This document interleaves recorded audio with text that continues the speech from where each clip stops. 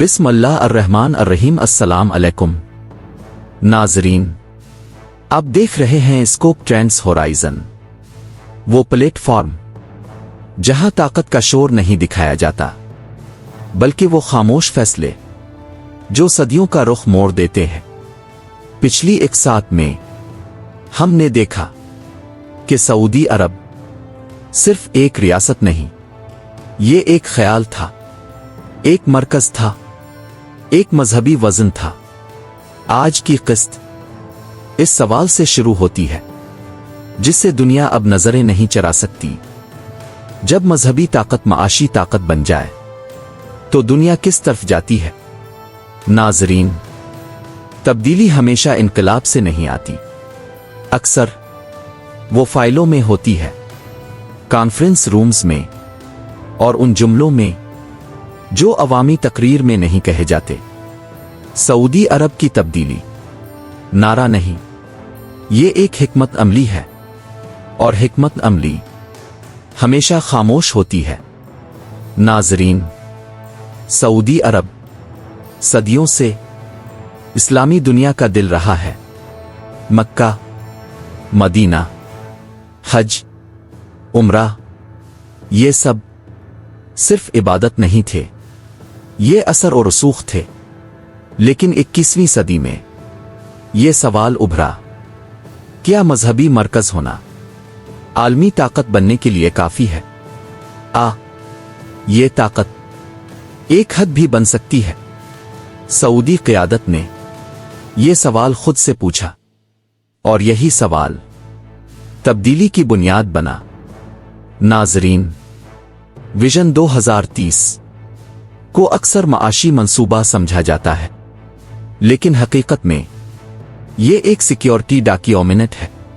یہ سعودی عرب کا جواب ہے اس سوال کا، اگر تیل ختم ہو گیا تو، اگر مذہب اکیلا نہ رہا تو، اگر دنیا بدل گئی تو ہم کہاں ہوں گے؟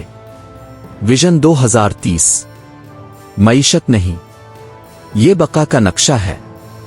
ناظرین، دنیا محمد بن سلمان کو کبھی اصلاح پسند کہتی ہے، کبھی عامر، کبھی رسکی لیڈر، لیکن حقیقت یہ ہے وہ ایک فرد نہیں، وہ ایک دور ہے۔ وہ اس نسل کی نمائندگی کرتا ہے جو خوف میں نہیں، رفتار میں سوچتی ہے، لیکن رفتار ہمیشہ خطرہ بھی لاتی ہے۔ سعودی عرب اب اسی توازن پر کھڑا ہے، رفتار اور استحکام کے درمیان۔ ناظرین، ایک وقت تھا جب سعودی عرب صرف اتحادی تھا، آج وہ ثالث بننا چاہتا ہے۔ ایران سے بات، چین کے ذریعے امریکہ سے فاصلہ، مکمل علیحدگی کے بغیر روس سے تعلق، بغیر صف بندی کے۔ یہ نئی سفارتکاری ہے جہاں وفاداری نہیں، صرف مفاد ہوتا ہے۔ یہی وہ مقام ہے جہاں ریاست عالمی کھلاڑی بنتی ہے۔ ناظرین، دنیا سعودی عرب کو اسرائیل کے ساتھ جوڑ کر دیکھتی ہے، لیکن یہاں ایک خاموش لکیر ہے۔ فلسطین ابھی بھی سعودی بیانیے کا اخلاقی وزن ہے۔ یہ وزن ہٹایا نہیں گیا، بس احتیاط سے اٹھایا جا رہا ہے، کیونکہ اسلامی دنیا میں یہی وہ حد ہے جہاں طاقت رک جاتی ہے۔ ناظرین، سعودی عرب اب صرف مرکز نہیں رہنا چاہتا، وہ نمونہ بننا چاہتا ہے۔ لیکن اسلامی دنیا اب ایک آواز نہیں، ترکی، ایران، ملائیشیا، پاکستان، انڈونیشیا، سب کے اپنے مفادات ہیں۔ سعودی عرب کے سامنے یہ سوال ہے، کیا وہ سب کو ساتھ لے جا سکتا ہے؟ صرف خود آگے بڑھے گا؟ یہی سوال اس کی آئندہ شناخت طے کرے گا۔ ناظرین، کوئی بھی ریاست باہر سے نہیں ٹوٹتی، وہ اندر سے سوال اٹھنے پر ٹوٹتی ہے۔ سعودی معاشرہ نوجوان ہے، तेज है, उम्मीदों से भरा है, लेकिन उम्मीद अगर पूरी ना हो तो दबाव बन जाती है।